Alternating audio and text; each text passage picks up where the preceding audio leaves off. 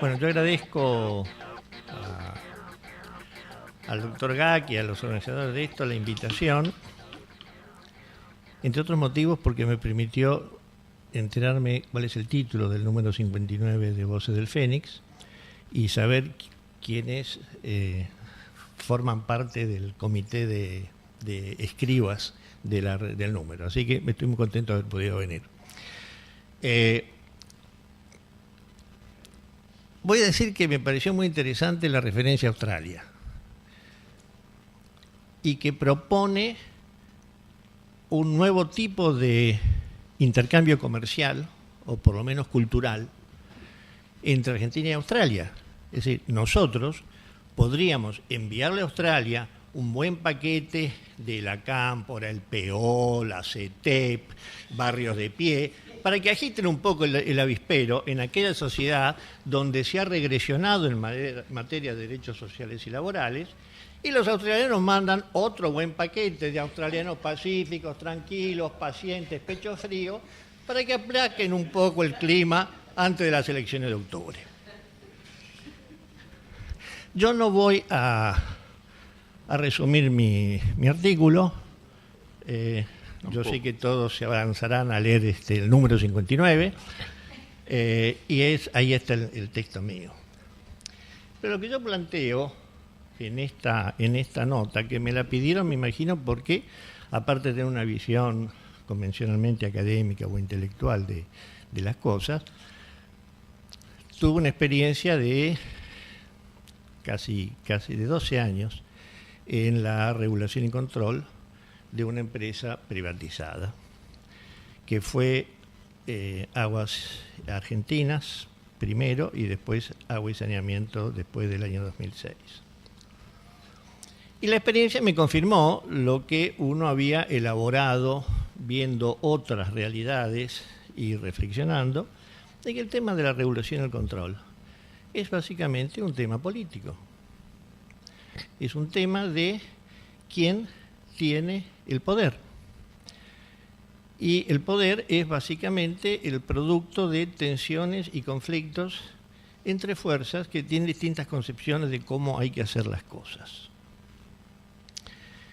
En ese sentido, me gusta siempre evocar una experiencia en la que yo participé allá por principios medianos del año 2005, cuando ya se veía venir la rescisión de la concesión que tenía Sueliones de So con la empresa Aguas Argentinas.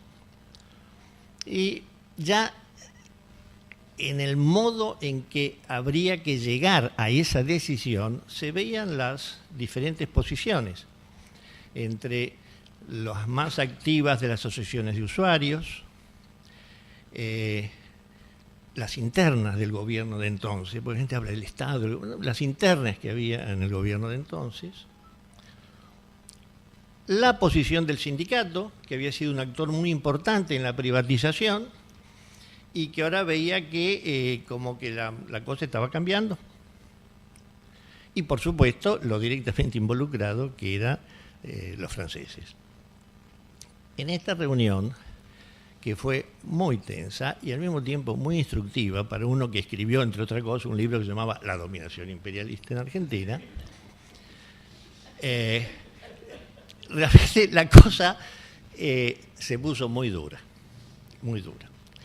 Por empezar, los representantes de la empresa, Sueliones de So, que llegaron con su presidente internacional, que era un señor que posaba por ser amigo personal del entonces presidente Chirac, miembro de la Legión Francesa, con un indistintivo que era una cosa chiquitita así, era una banderita francesa así chiquitita. No, nada de esas cosas que nos gustan a los latinos, no, bien, hortensia. Y el embajador de Francia, lo cual Carlos Vila dijo, qué interesante. Porque en esa época, ustedes recordarán, aquí somos todos colegas, bien informados, el discurso de orden era, con la globalización se acabó el Estado no tiene nada que hacer, Y yo digo, bueno, che, ¿y este qué viene a hacer? Porque este es el Estado y la empresa es privada. Bueno, la cosa se trabó. La reunión es un buen ejemplo de cómo no hay que hacer una negociación. En algún momento, dice entonces el embajador de Francia, se lo dice al ministro de Planificación, que era en ese entonces el arquitecto Julio de Vido, le dice, no escapará a su inteligencia, querido señor ministro, que de lo que su gobierno resuelva sobre nuestra empresa, el Estado, nuestra empresa, dependerá el futuro de las relaciones de mi país con el suyo. ¿Qué digo de mi país? De la Unión Europea. Veámonos la semana que viene y seguimos hablando. Cuando le dije, ¿vos lo escuchaste? Nos tiró la OTAN por la cabeza. Bueno, a eso me refiero cuando yo hablo de que las decisiones respecto a regulación, control y la relación Estado-sector privado son una relación de fuerzas, una relación de poder. De final siempre abierto en función de los recursos que se movilicen. Yo insisto con esto porque hay veces que tengo la impresión de que en las elaboraciones teóricas y metodológicas respecto de los mejores criterios para transparentar la gestión pública, para abrirlo a la intervención de la sociedad civil, de los ciudadanos y ciudadanas, se pierde de visión este enmarcamiento político de estos temas y se reduce a estos temas a una cuestión meramente técnica, haciéndole el juego a discursos que en función de lo técnico encubren la naturaleza política de los asuntos que están en juego. Y en ese sentido, la filmina esta que se proyectó en la intervención de Esther Kaufmann, uno de los pocos cursos que yo tomé sobre esta cosa lo tomé con Esther cuando estábamos juntos en el INAP, demuestra cuál es el contenido concreto de gobierno abierto, no voy a decir de tal o cual ministerio, mucho menos del ciudadano presidente, pero del individuo que construyó ese cuadrito, esa planilla Excel, que está hecha evidentemente para desalentar cualquier intento de indagar que hay adentro por cualquiera que no sea Guillermo Schwangen. O por lo menos la hija de Guillermo Schwangen.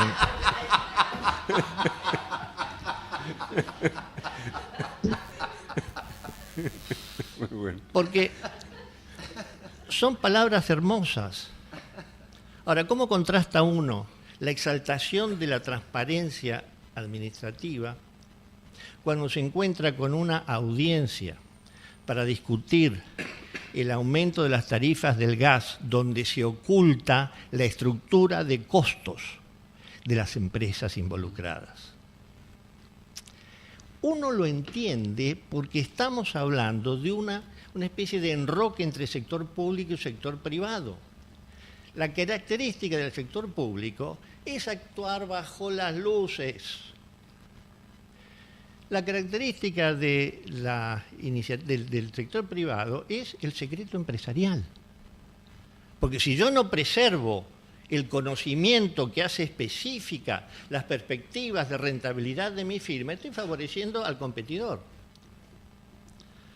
Entonces, esto que a veces anecdóticamente y en chiste se dice respecto de la ciocracia, etcétera, tiene una sustancia que es real.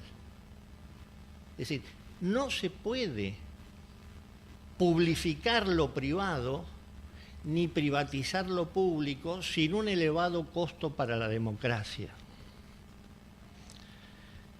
Este es el argumento que está detrás del trabajo que yo presenté en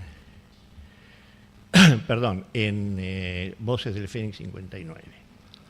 Esto no implica una crítica a los intentos de mejorar la calidad de la gestión. Pero la gestión es siempre gestión de algo. Y a esta altura de nuestra experiencia histórica, debemos saber que la definición de ese algo es lo que determina el tipo de gestión que vamos a llevar adelante. Eso es todo lo que yo pensaba decir. Muchas gracias. Muchas gracias.